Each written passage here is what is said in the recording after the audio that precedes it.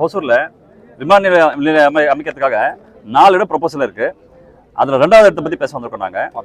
Part 2ல் அந்த 2வது பார்ட் 2 சைட் 2 இதில் என்ன பார்த்தீங்கன்னா கிட்டத்தட்ட 7 பஞ்சாயத்து வந்து இது பாதிக்கப்படுது.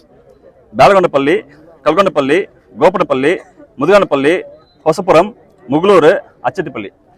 இந்த 7 பஞ்சாயத்தை சேர்த்து கிட்டத்தட்ட 2000 to 2300 ஏக்கர் வந்து எடுக்க தயார் பண்ணிட்டு இருக்காங்க. இதில் முழுக்க பார்த்தீங்கன்னா சிறு குறு விவசாயத்தை இருக்கிறது. அவங்களுக்கு இதை விட்ட சோர்ஸ் எதுவுமே இல்லை. உலக அளவில் பார்த்தீங்கன்னா இன்றைக்கி வந்து குடைமிளகாயும் பூவும் இங்கேருந்து எக்ஸ்போர்ட் ஆகுது. இது ரொம்ப பாதிக்கப்படும்.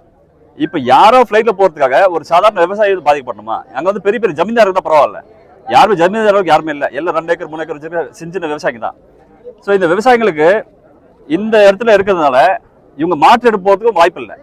கிட்டத்தட்ட 3 ஊரே வந்து இதனால் வந்து கம்ப்ளீட் டெமாலிஷ் ஆகிடுது. 3 ஊரே வந்து அட்ரஸ் காணாம போயிடும். கிட்டத்தட்ட பாட்டு முப்பாட்டம் காலத்துல தான் விவசாயம் பண்ணிட்டு இருக்காங்க. இத்தனை வருஷமா இருந்துட்டு இன்னைக்கு ஒரு ஏர்போர்ட்டுக்காக காலி பண்ணிட்டு போக முடியாது. ஸோ இந்த ஏர்போர்ட் இங்கே வரக்கூடாதுங்கிறது தான் எங்களோட கோரிக்கையை. இதை பற்றி கிட்டத்தட்ட 2300 ஏக்கருக்கு பண்ணிக்காங்க. அதை சொல்றேன். இது என்ன பார்த்தீங்கன்னா இன்னைக்கு காலையில் ஆட்சியாளருக்கு நம்ம வந்து மாவட்ட ஆட்சியருக்கு மனு கொடுத்தோம். அவங்க என்ன சொல்றாங்கன்னா ஒரு ப்ரொபோசல் இல்லைன்னு அவங்க சொல்றாங்க. ஆனா ஒரு தனியார்ல இருந்து யாரும் தெரியல. சில பேர் வந்து அவங்க விஷக்கிரிமிகளா இருக்கலாம், இல்ல வேற ஏதாவது லோக்கல் இந்த புரோக்கர்ஸா இருக்கலாம், இல்ல லேண்ட் புரோக்கர்ஸா இருக்கலாம். ட்ரோன் மூலமா தினமும் வந்து அதை ஆய்வு பண்ணிட்டு இருக்காங்க. எதுக்காக வராங்க? ஒருத்தங்க ஆய்வு பண்ணும்போது மாவட்ட லெவல்ல வரணும், பிரதிநிதி வரணும், இல்ல தாலுக் லெவல்ல வரணும், இல்ல பஞ்சாயத்து வியோகா தெரியணும். யாருக்குமே தெரியாம இவங்களா வந்து எல்லாம் பண்றாங்க. இவங்களா வந்து ட்ரோன் எடுத்துட்டு வந்து ஆய்வு பண்ணிட்டு இருக்காங்க. கூகுள் மேப்ல பண்ணிட்டு இருக்காங்க.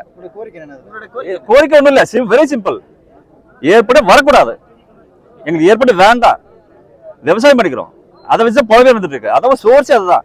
அங்க படிச்ச இளைஞர்கள் எத்தனை பேர் விவசாயம் பண்ணிட்டு இருக்காங்க. எத்தனை பேர் வந்து நீ படிச்சுட்டு ஐடி காலேஜ் சென்டர் போறாங்க. ஆனா அங்க வந்து பாருங்க படிச்ச இளைஞர்களே விவசாயம் பண்ணிட்டு இருக்காங்க. அடுத்த தலைமுறைக்கு விவசாயம் எல்லாம் போயிடுது மாதிரி போச்சுன்னா விவசாயம் எல்லாம் போயிடும்.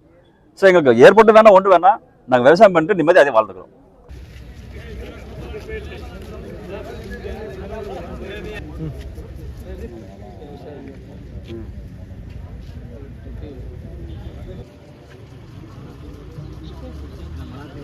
போங்க அப்படியே போங்க.